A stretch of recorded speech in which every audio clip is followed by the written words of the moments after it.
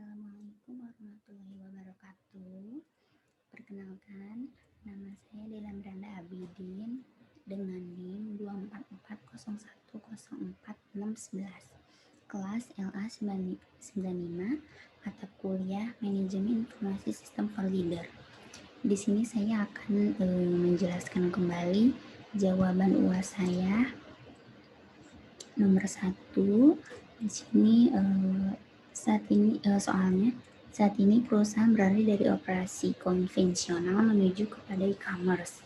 Anda sebagai bisnis analisi diminta untuk menentukan bisnis model internet yang sesuai dengan perusahaan Anda. Di sini saya menjawab, menurut saya bisnis model internet yang cocok untuk perusahaan saya yaitu dengan konsep B2C atau Business to Consumer. Mengapa? Karena proses penjualan produk dan jasa secara langsung dari bisnis ke konsumen yang merupakan end user atau pengguna akhir. Gitu. Yang B, menentukan model pendapatan yang sesuai dengan perusahaan Anda. Menurut saya, pendapatan yang cocok untuk perusahaan saya adalah model pendapatan penjualan, karena perusahaan memperoleh pendapatan dengan menyediakan jasa kepada konsumen. Selain itu, perusahaan juga mendapatkan pendapatan dari model pendapatan afiliasi.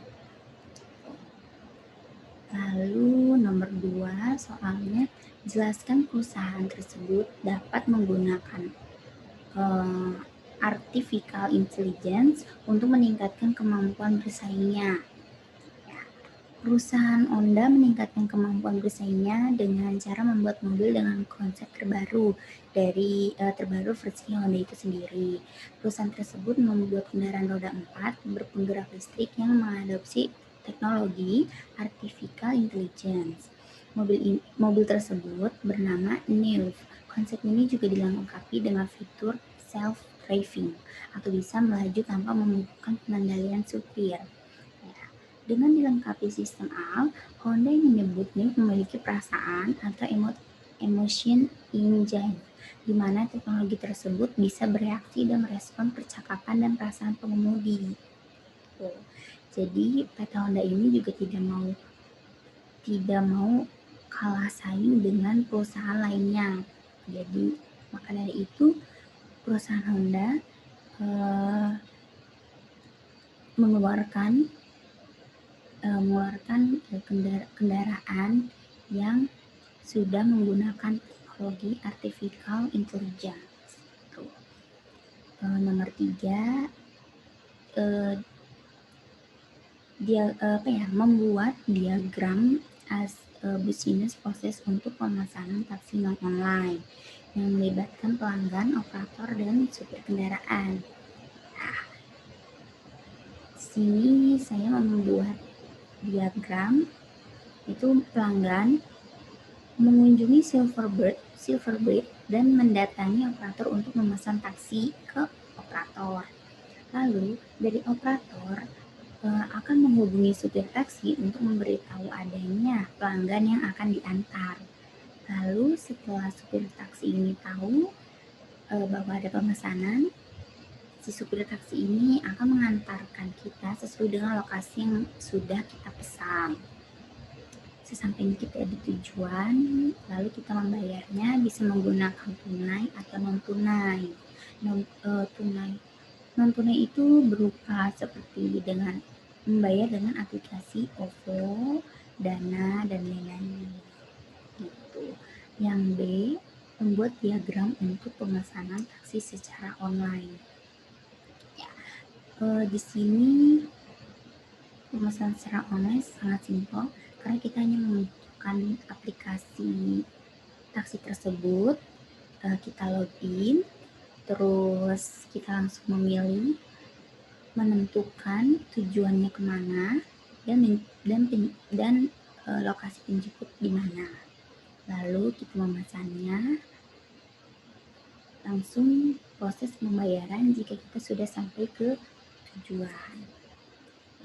Yang C, menjelaskan proses mana yang lebih menguntungkan bagi perusahaan taksi. Menurut saya proses yang lebih penting Menurut saya proses yang lebih menguntungkan bagi perusahaan taksi adalah pemesanan taksi secara online. Kenapa? Karena pada saat ini kita sudah dimudahkan oleh teknologi yang semakin canggih dan berkembang pesat, dan juga mempermudah kita untuk berpergian ke suatu tempat. Kalau pemesanan taksi secara langsung, menurut saya terlalu ribet karena belum lagi kita memerlukan kendaraan untuk menuju lokasi taksi tersebut dan memakan waktu yang sangat banyak. Kalau misalkan taksi secara online, kita tidak usah buru-buru karena kita cuma memesan lewat aplikasi saja. Terus nomor 1 yang SID, jelaskan bagaimana Anda menganalisa big data yang terdapat di dalam perusahaan Anda. Saya akan melihat bagaimana volume big data yang terkumpul dari data transaksi perusahaan dan media sosial. Lalu saya akan mengecek kecepatan data yang telah masuk atau tersimpan. Karena dengan banyaknya data yang terkumpul, maka membutuhkan arus dengan kecepatan tinggi untuk mengatasi trafik pada data yang masuk. Lalu saya akan mengecek apakah perusahaan saya bisa mengenal pelanggan dengan lebih baik. Karena dari data yang terkumpul di big data kita bisa melihat fakta di lapangan seperti apa, bagaimana kecenderungan dari konsumen serta perilaku dan aktivitas mereka seperti apa. Tuh. Yang B, buat rancangan balance scorecard framework untuk perusahaan tersebut. Ya, jadi yang lebih penting itu seperti visi misi perusahaan serta strategi korporasi perusahaan tersebut. Ya, strategi korporasi tersebut dijadikan sebagai arsitektur pengukuran kinerja perusahaan karena pada dasarnya sistem pengukuran kinerja berbasis balance scorecard berawal dari visi misi dan strategi korporasi perusahaan yang menjadi dasar dan tujuan yang ingin dicapai oleh perusahaan. Lalu yang C, apa keuntungan big data untuk pengambilan keputusan eksekutif?